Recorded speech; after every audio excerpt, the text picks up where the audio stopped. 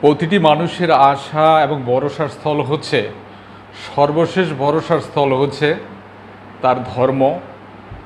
যে ধর্মের উপর এই পৃথিবীর থেকে তাকে বিদায় নিতে হয়।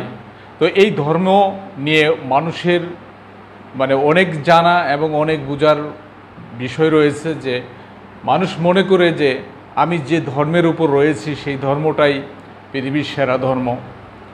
এজন্যই সবসময় তার ধর্মকে নিয়ে গর্ব করে থাকে। অথচ আল্লাহ সুবহানাহু ওয়া তাআলা এই মানব জাতির জন্য একটি মাত্র ধর্ম, আদম আলাইহিস সালাম থেকে শুরু করে এই পর্যন্ত এবং কিয়ামত পর্যন্ত একটি মাত্রই ধর্ম দিয়েছেন। আর মানুষ তার ইচ্ছা মতো শয়তানের প্ররোচনায় ধর্ম সৃষ্টি করেছে। আল্লাহ সুবহানাহু ওয়া তাআলা দিয়েছেন একটি মাত্র ধর্ম। অনেক মুসলমানদের ভিতরে দেখা যায় যে তারা বলতে চায় যে আমাদের ধর্মর চেয়ে অন্য অন্য ধর্মগুলোর বয়স বেশি, কিন্তু তারা বুঝতে চেষ্টা করে না যে আল্লাহ সুবহানাহু ওয়া তাআলা যে ধর্মের যে মূল ভিত্তি, যে মূল বিষয়টা, সেটা হচ্ছে কি তাওহীদ। এটা যদি না থাকে তাহলে বাকি যেগুলা থাকবে, যদি তাওহীদ না থাকে তখন সেটার ধর্ম থাকবে না, সেটা হয়ে যাবে মানুষের জন্য ওটা শয়তানের একটা পথ হয়ে দাঁড়াবে। তো আদম আলাইহিস সালাম থেকে শুরু করে আদম আলাইহিস সালাম কি কোন ধর্মের লোক ছিলেন? ইসলাম ধর্মের লোক ছিলেন। উনি তো আল্লাহর প্রেরিত নবী ছিলেন।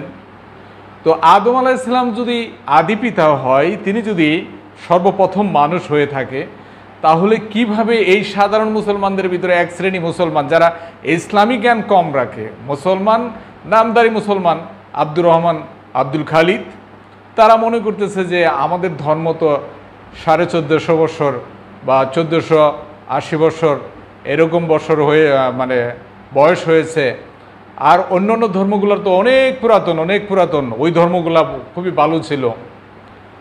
এই ধরনের নীতি কথা বলতে চেষ্টা করে আসলে আল্লাহ সুবহানাহু ওয়া তাআলা তাদেরকে বোঝানোর চেষ্টা করেছিলেন যেটা, যে যদি তাওহীদ না থাকে, অর্থাৎ একত্ববাদ, আল্লাহ যে এক, সেটার উপর যখন মানুষ সেটা থেকে যখন বের হয়ে আসবে, তখন তার ওটা ধর্ম থাকবে না।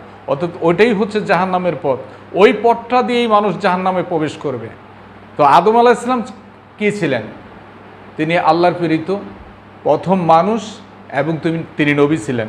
তিনি তার সন্তানদেরকে, তার যে সন্তান ছিল তাদেরকে দ্বীনের পথে, অর্থাৎ আল্লাহর পথে রাখার চেষ্টা করেছেন।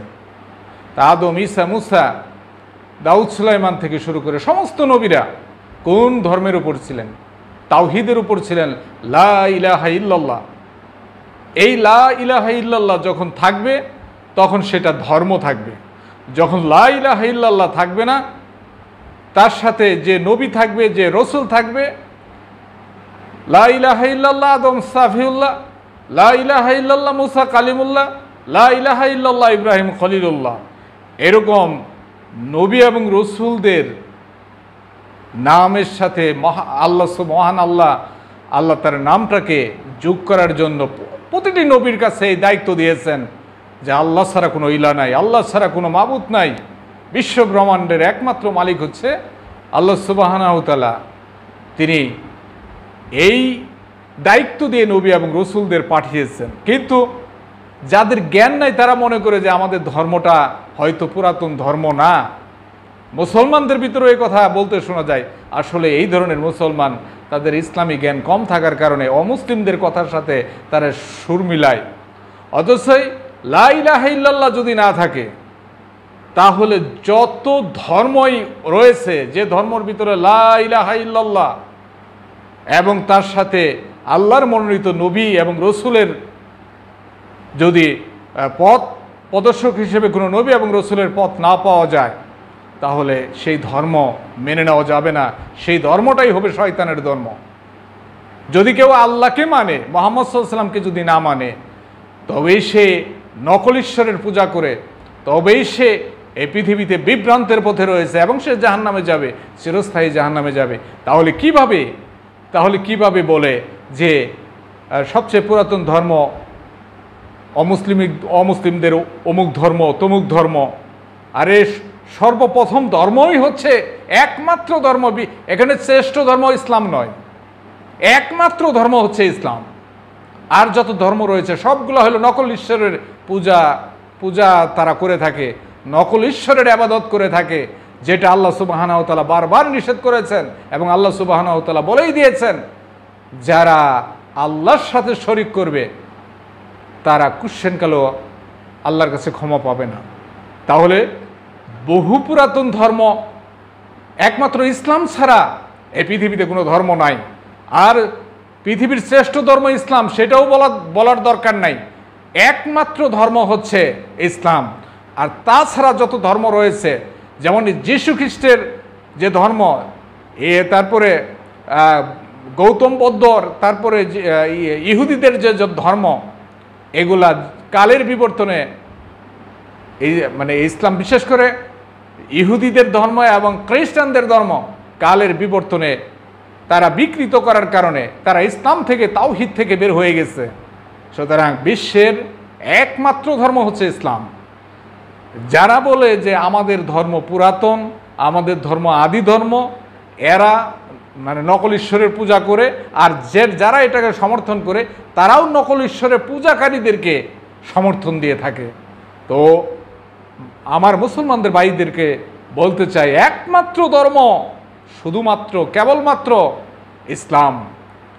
ইসলাম ব্যতি রেখে অন্য যত ধর্ম রয়েছে সেগুলা পথ হচ্ছে আগুনের পথ, ওই পথে গেলেই জাহান্নামে দিবে আল্লাহ সুবহানাহু ওয়া তাআলা। সুতরাং নকল ঈশ্বরের পূজাকারীদেরকে পুরাতন ধর্ম বলতে হবে। তাদের পূজা পাণ্ডবের যে ধর্ম রয়েছে সেই ধর্ম, তারা নকল ঈশ্বরের আবাদতকারী, তাদেরকে আপনি বলবেন যে সবচেয়ে পুরাতন ধর্ম।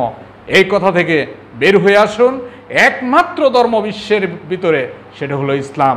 ইসলাম ইসলাম এই ইসলাম ব্যতি রেখে যত ধর্ম রয়েছে সবগুলাই হচ্ছে মানুষের তৈরি, এবং যদি সেটা ইহুদি ধর্ম বা খ্রিস্টানদের ধর্ম হয়ে থাকে, যখনই তাওহীদ থেকে সরে গেছে তখনই সেটা মানুষের মন মর্জির মাধ্যমে সেই ধর্ম পরিচালিত হচ্ছে। তা আসুন একমাত্র ইসলামের ভিতরে ইসলামের ছায়াতলে, তাহলে আল্লাহ সুবহানাহু ওয়া তাআলা আমাদেরকে দিবেন মুক্তি। আর একমাত্র ধর্ম, সেই ধর্ম হচ্ছে ইসলাম। আল্লাহ সুবহানাহু ওয়া তাআলা আমাদেরকে বুঝার তৌফিক দান করুন। আসসালামু আলাইকুম ওয়া রাহমাতুল্লাহ।